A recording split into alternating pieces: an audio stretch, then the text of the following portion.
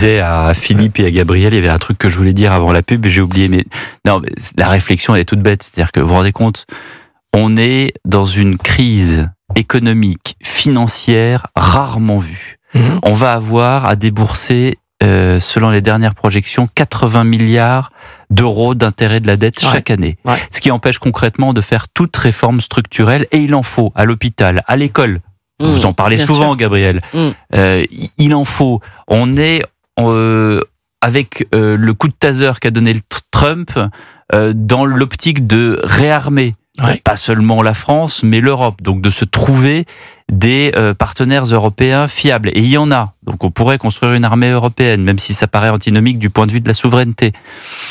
Et nous, on parle de quoi ? On parle du voile qui fait des ravages. Ce petit morceau de tissu, qui est loin d'être juste un petit morceau de tissu, qui veut dire beaucoup de choses. On parle du voile et de la retraite à 62 ans à travers un conclave fantôme, où même François Bayrou, dans le rôle du corbeau, le corbeau et le renard, a finalement fini par lâcher son fromage. On se demande qui est le renard d'ailleurs, qui est allé dire à Bayrou que finalement c'était le PS. C'est le PS. Non mais vous voyez, on est quand même dans la commedia dell'arte. Vous avez raison, Pierre. C'est un truc de fou. Moi je vois ça, mais ça me. Mais Pierre, je vous prends un petit pari avec Gabriel, qu'on en parlera, que ça sera au cœur de la présidentielle en 2027, parce Qu'est-ce qui sera au cœur de la présidentielle ? Le sujet des retraites et le sujet de la laïcité et du voile. Mais c'est toujours le parce sujet. Qu'on n'arrive pas à dénouer, ce sont deux nœuds qu'on n'arrive pas à dénouer. On n'arrive pas à trouver. Non mais alors pardon. Mais on l'a trouvé la solution, simplement ça ne rentre pas dans le logiciel français. Oui, non mais il y a aussi la retraite par capitalisation. Mais oui. Moi, je suis moins pas d'accord. Voilà, mais vous êtes plus français que moi, c'est pour ça. Ça ne rentre pas dans votre tête. Et je laisse parler Gabriel. Non, mais il y a la retraite par capitalisation qui est tabou, mais il y a aussi ce prolongement de l'âge de la retraite avec ses non-dits, parce qu'on pourrait aller jusqu'à 92 ans avec un déambulateur si on n'a pas d'enfant. La retraite par répartition, ça ne fonctionne pas. Je ne veux pas vendre mon livre, mais ça ne fonctionne pas sans natalité. Et ça, personne n'ose le dire. Moi, ça m'amuse un peu que François Bayrou appelle ça un conclave, parce que je pense qu'il espère un miracle. Il reste dans le registre religieux, lui, mais c'est proprement une hypocrisie. Mais pour revenir à ce que vous disiez, moi, je trouve ça très intéressant, parce que on a entendu parler de rafales, de défense. Et c'est vrai que la France a un outil militaire fantastique, une industrie qui demande qu'à se déployer, etc., etc.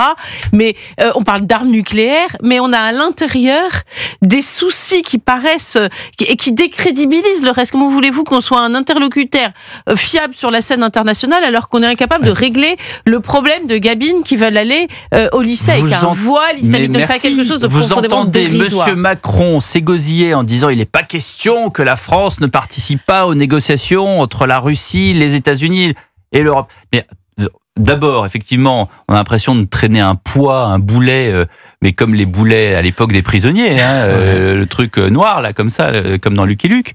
Et puis, d'un autre côté, on a envie de dire, mais attendez, vous voulez faire partie des négociations, les Européens, mais Trump, on peut dire ce qu'on veut de Trump. Moi-même, je suis assez sceptique sur plusieurs déclarations, et notamment sur cette expansion vers le Groenland et vers le Canada.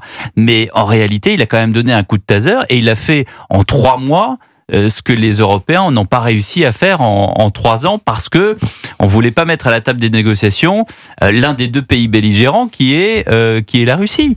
Donc oui, vous avez raison. Mais de toute façon, on se construit toujours contre. Donc, je veux faire partie du dîner. Oui, mais si t'es pas invité, t'as pas. Oui, mais Pierre, on se construit toujours contre pour que quelque chose qui s'appelle l'Europe se construise. Il faut un adversaire, il faut un concurrent, il faut quelque chose. On s'impose en s'opposant, si je puis dire. Et donc l'Europe avait besoin de cette adversité pour prendre conscience. Je vous rappelle quand même, parce qu'on aime bien se critiquer. On est là pour ça, pour critiquer la France. On est là pour débattre. On est là pour débattre.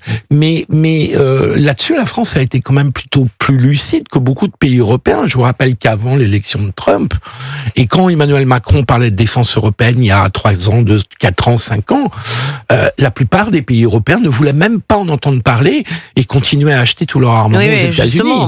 Là-dessus, on a été plutôt plus lucide que d'autres. Oui, mais enfin, est-ce qu'Emmanuel Macron a été lucide sur ses amitiés avec les autres pays européens? Parce que on parle toujours du couple franco-allemand formidable. Ils continuent à acheter des F-35. Exactement, des F-35 avec le nouveau chancelier. Écoutez, ça va être long en tout cas. À part la Grèce et la Croatie, il y a pas. Tout le monde achète du F-35. Même la Pologne est en train de réfléchir là-dessus, alors que la Pologne sur les achats d'armes aux États-Unis. Non mais alors la Pologne, je vous rassure tout de suite, parce que j'ai interviewé notamment le chef de la sécurité présidentielle, qui est l'équivalent du ministre de l'Intérieur / chef d'état-major, et quand je lui ai demandé mais pourquoi est-ce que vous achetez pas des Rafales, il a dit mais moi quand je veux des Rafales, on n'en a pas. Les F-35, je les ai sur les étagères. Vous êtes sûr que c'était pas un petit prétexte?